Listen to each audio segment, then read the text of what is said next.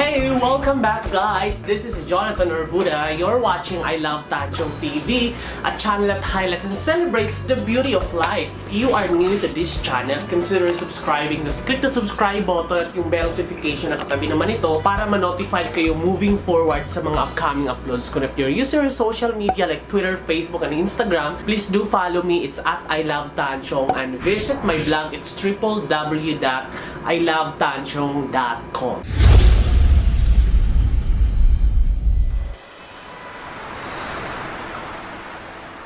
At isa naman pong item ang ating i-review ngayon na napanood niyo na sa unboxing video ko nung nag-shopping ako. Dahil nga, pag pumapasok ako sa trabaho, gusot-gusot ang aking mga ulo. Steam brush, multifunctional steam brush.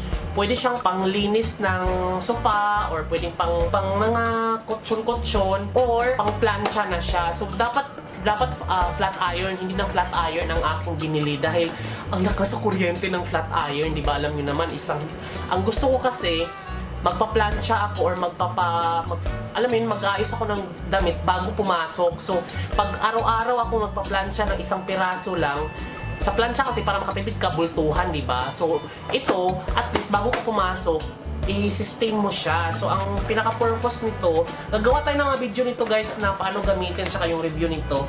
Don't worry, marami tayong gagawing video. So, ang kasama niya dito ay, syempre ito, lalagyan siya ng tubig, tapos magiging steam siya. Basta parang ganun lalagay yung tubig dito. May tubig siyang nilagay. Kabango pa yung tubig na nilagay niya dito para sa sample. Para pag ipa-planchahin ko na lang, ganun na. Parang may tubig kasing sisirik nito, tapos ipa-planchahin ko yung yung mismong damit ko, ganyan. Saka isusuot. So, mas tipid to kaysa dun sa plancha flat iron. One of those products na nabili ko or items na nabili ko ay galing po siya sa Ace Hardware. So, this is what we called. This is just amounting to 1,000 pesos. So, ito po ay steam brush. So, kung meron po kayong familiar ba kayo sa plancha na flat iron, so since pumapasok ako sa araw-araw, hindi kasi ako namamlancha, since wala naman ako aparador dito, hindi ako namamlancha ng bultuhan, tapos ihahanger ko siya lahat after ko siyang i-laundry. Hindi po ganun yung ginagawa ko. Tapos ang ginagawa ko sa araw-araw dapat bago ako pumasok, ipaplansyahin ko siya. So, meron ako dating flat iron, kaso nga lang, binenta ko siya dahil mahal po siya sa kuryente. Sobrang mahal po siya sa kuryente. At the same time, since araw-araw ko siyang gagamitin, isang damit, plancha. So, lugi naman ako. So, I decided to buy this product kasi medyo mas mura siya sa kuryente. So, since this is just only amounting to 1,000 in comparison sa plancha na flat iron na that's just only amounting to 500 lang yata or 800. Mas mura yun kasi mas mahal nga lang sa kuryente. So, ito yung binili ko. Yung steam brush siya. So, ang laman po niya sa box na ito ay syempre pa yung steam itself. Nahulog pa siya. Meron siyang manual. Kailangan ko itong basahin guys kasi hindi ko alam kung paano siya gagamitin itong manual na to. So, yeah, steam brush. So, pwede daw siyang this product is suitable for different kind of materials. It's easy to flatten the collars, sleeves, ties, pants with a clip. It is easy to brush away the soil and dirt with the removable brush. So may brush din kasi siya. Saan ba yung brush? Ito yung brush niya na kasama. Ay, kung brush ba to? Ayan, may brush nga siya. And then, put the glass. Uy, pwede rin pala siya sa sa mga glass. So, bongga to, pwede to siya sa ating salamin. Hindi ko to nabasa, in fairness. Multifunctional naman kasi. Akala ko po pang plancha lang siya. So, ang laman niya, ayan, meron siya dito sa loob.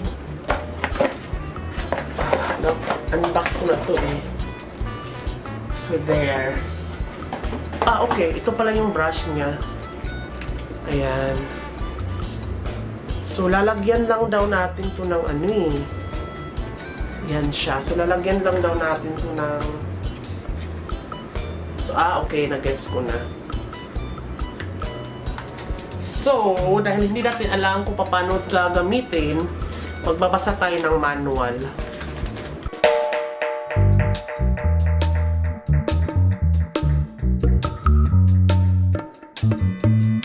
So, ito pala, pang glass cleaning to.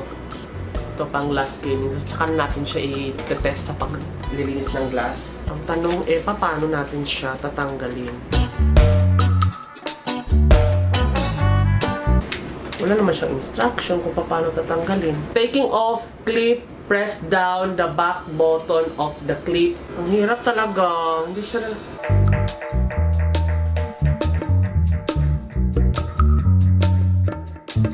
Hindi ko alam kung paano lalagyan ng tubig to. Ah, okay.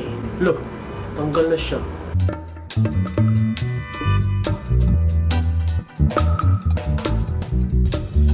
Papaluwag lang pala to, guys. Yan siya. Itong red, pang clip. Tapos pag gusto mo tanggalin, yung black. Yan. So, ang problema ko na lang ay kung paano tatanggalin itong kung gusto ko maglagay ng tubig.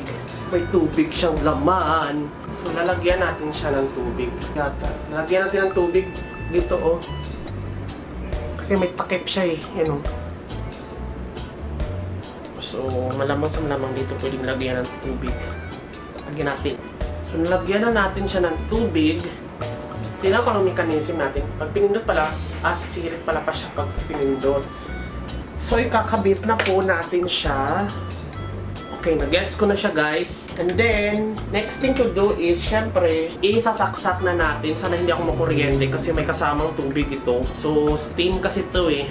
5 damit na to ay atin siyang plaplansyahin. So, isa-isay mo natin siya. Ito kasi is manipis lang. So, titignan natin kung gaano ba siya kabilis magplansya na hindi ko nagagamitan pa ng kamay or hands-less lang siya.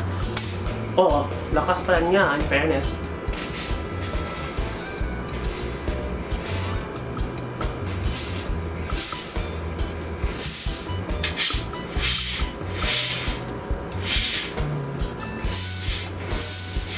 Ayan. So, ito pala pang pindot. Tapos, ito din pang pasirit. Pang pasirit tong dito. Pang pasirit tong nasa taas. Tapos, yung nasa baba, pang angat taas lang sa brush. Sige. Kulubok mo lo. Medyo gusot ito.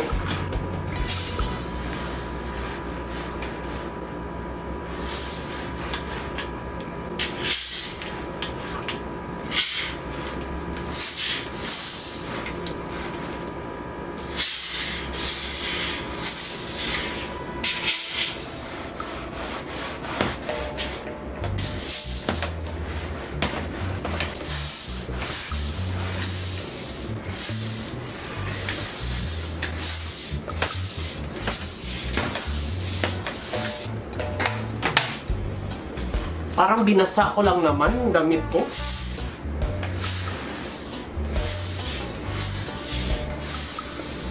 Ayun, in fairness, umano naman. Pero parang basa yung damit ko. Ang next kung anuhin ay itong jacket na to kasi sobrang gusot siya. Ito yung nabili ko na ukay-ukay sa Baguio. Tilan niyo, oh, sobrang gusot niya. So titignan natin kung maaano ba niya to. Maaayos ba niya.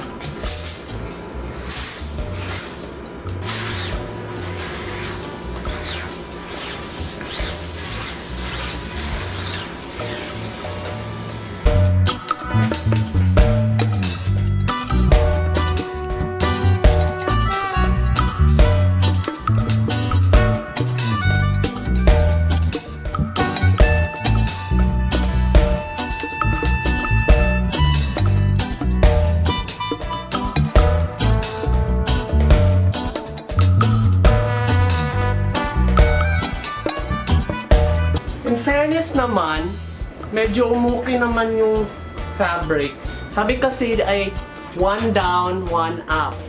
So, yun yung ginawa ko dito sa jacket na to. And then, good thing kasi, yung mainit lang is yung tubig. Pero kailangan kasi dapat sa nylon, bawal ang plancha sa nylon kasi natutunaw siya. Pero dito, dahil tubig lang yung mainit, tapos ibabrush mo lang siya, safe siya sa mga fabric, kahit anong klaseng fabric. So dito, nylon kasi to, okay naman. Okay naman yung nylon. So, next fabric naman is yung, tignan natin guys, yung pantalon ko is, sobra siyang gusot. So, tignan natin kung maano ba niya. 1 up.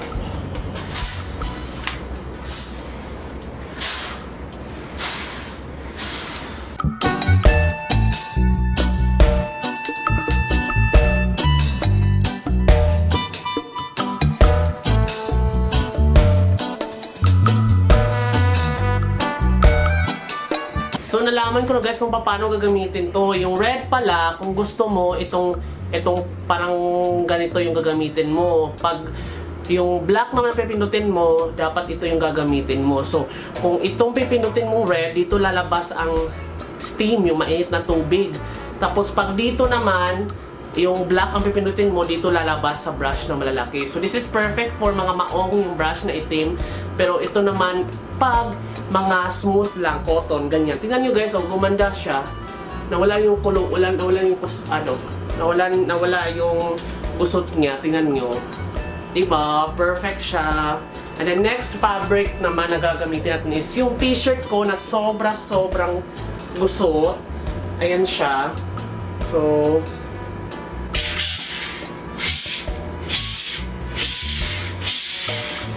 ouch! Ang init.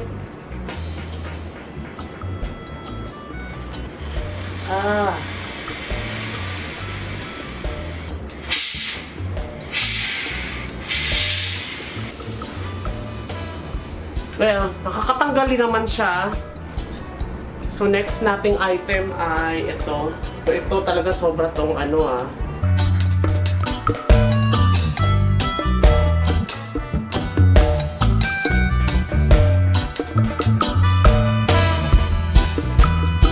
lipat ito. Yung para sa glass. There. So, ito-try natin to sa glass kung okay ba.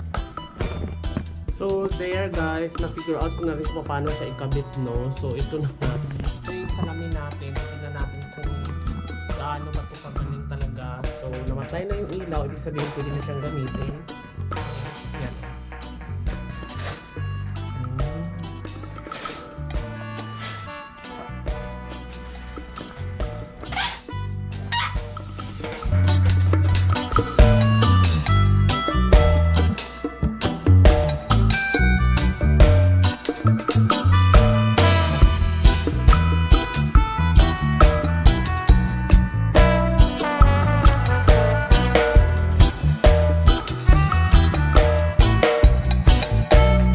Nahirapan lang ako i-maniobra lalo na sa pagpakabit kasi nga dahil nga naman first time ako na gumamit nito, and then hindi rin ako nagbabasa ng manual kasi yung manual itself hindi naman talaga siya detailed. Hindi siya talaga, wala siyang tulong, as in wala talaga.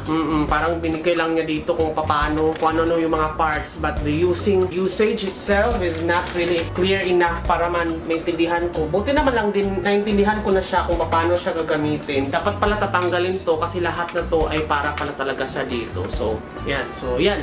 Ito siya. Medyo nahirapan ako i-maniobra siya. Feel ko magagamit ko naman siya pag madalian. Pero ang kinaka-disappoint ko lang dito is nagli-leak yung tubig. Pag pindot mo siyang ganun, tapos sumirit siya. Ang init pa man din ng tubig. Hindi ko alam kung safe ba to. Baka mag-ground ako in the latter part. Kasi nag-leak talaga yung tubig niya.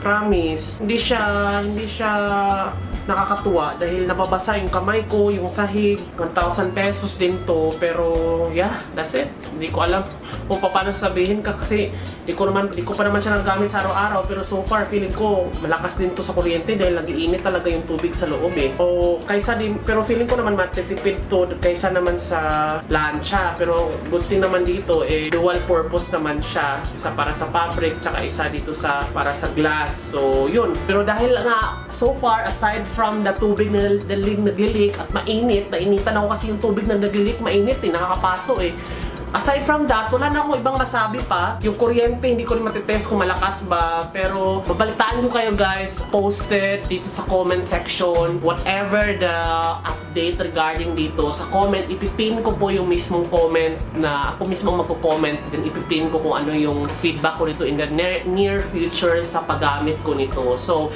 again, this has been Jonathan Norbuda saying, keep smiling because life is worth celebrating for. Bye! Bye-bye! See you in my next video, guys!